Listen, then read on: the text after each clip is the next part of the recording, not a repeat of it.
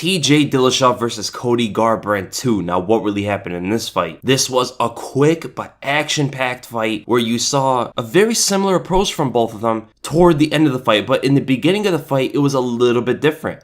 You saw TJ Dillashaw constantly moving to his left. He was switching a lot, but his direction of movement was to his left. The reason for that is TJ did mention after the fight that he was trying to bait the right hand of Cody. He tried to get it out because he wanted to counter Cody's right hand. Just like the first fight at the ending sequence, TJ is comfortable countering the right hand of Cody, and he tried to draw on this one, which also means that he was game planning for that. So him moving to his left, he's trying to get Cody to try to intercept him with that right hand, and then TJ is trying to follow that up by a counter. But Cody ultimately was going for a lot of kicks in the beginning of the fight. Wasn't throwing the right hand too much. He threw a couple blitz there and there. And for almost 2 minutes of the fight, Cody was not committing with that right hand. So TJ started throwing his own kicks. And the way TJ throws body kicks is they come more up rather than parallel to the ground. He will step, and he doesn't make it obvious when he steps to draw some power for his kick. He will start getting low. He will try to switch stances and use those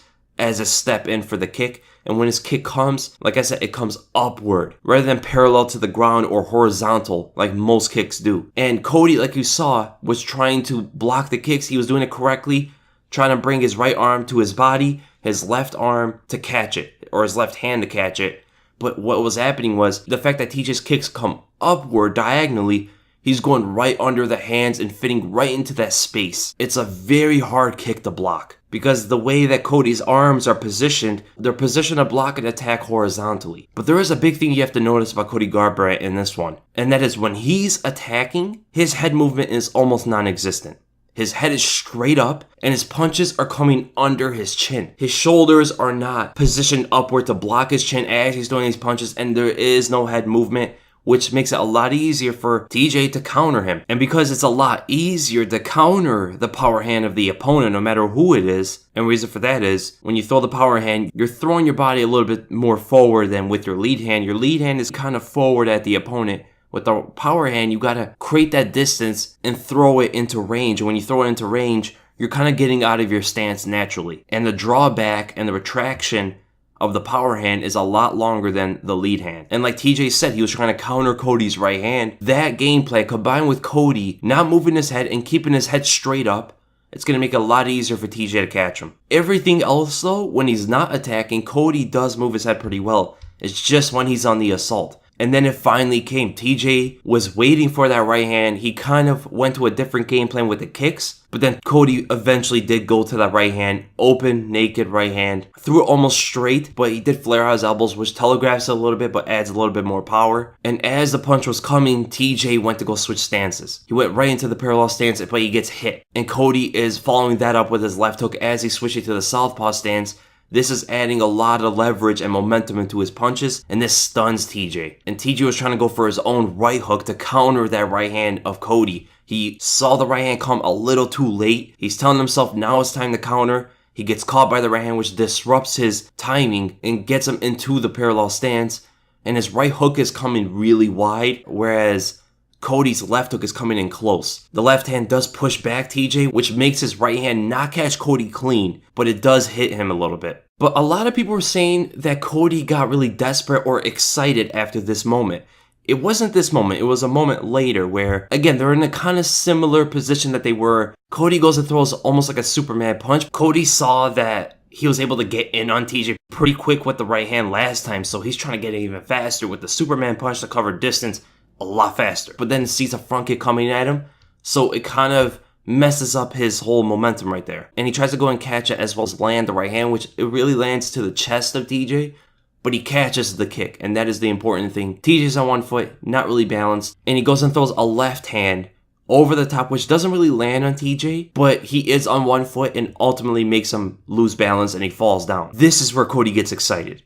This is where he starts committing with that right hand. And like I said before, he doesn't move his head a whole lot. And TJ's whole game plan was to counter this right hand. It fell right into TJ's game. He started to chase down TJ and notice TJ's movement. He's moving backwards, but he's not switching his feet or anything. He's keeping his stance, which makes him keep the power shots at all times. He has almost a Philly shell defense going on right here. And Cody goes and hops forward with the left hand. And what TJ does is he stops. A sudden stop to throw his own right hand. And he goes and lands the overhand over Cody's left hand because Cody didn't commit fully with it. So Cody gets hit by this right hand, but then he goes for an open right hand. He falls right into TJ's game. This is what TJ was waiting for. He sees the right hand coming. Cody's loading it up. He's telling TJ, hey, I'm going to throw this right hand right at you. I'm going to try and knock you out with it. I mean, look at TJ watching him. TJ is carefully looking at Cody's position and what he's trying to do here. And look how he flares out his left elbow, making it seem to Cody that he's probably going to try to defend it. Cody goes and throws a jab.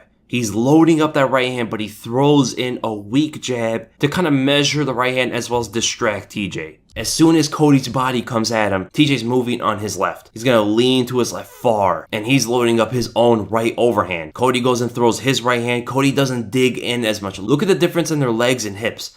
Look how TJ is leaning completely to his left. Everything in his body is facing his left. Cody's kind of facing forward. And what this does is TJ's shoulder is naturally going to get closer to Cody because everything is rotating to the left, while Cody's shoulders are going to be almost square to TJ, which means Cody's not going to be able to reach as far with his right hand as TJ's going to be. And this also has to do with Cody having shorter reach than TJ. And TJ goes and connects on Cody. Doesn't phase Cody a whole lot. He goes for a left hook on TJ, which does get blocked. I mean, look at TJ's defensive senses. Even in the first fight, in that last exchange, his hands were up where Cody's were not. And same thing happened here. When TJ went to throw that right hand, look where Cody's left hand is. It's down. Now look at the first fight. Look where Cody's hand is.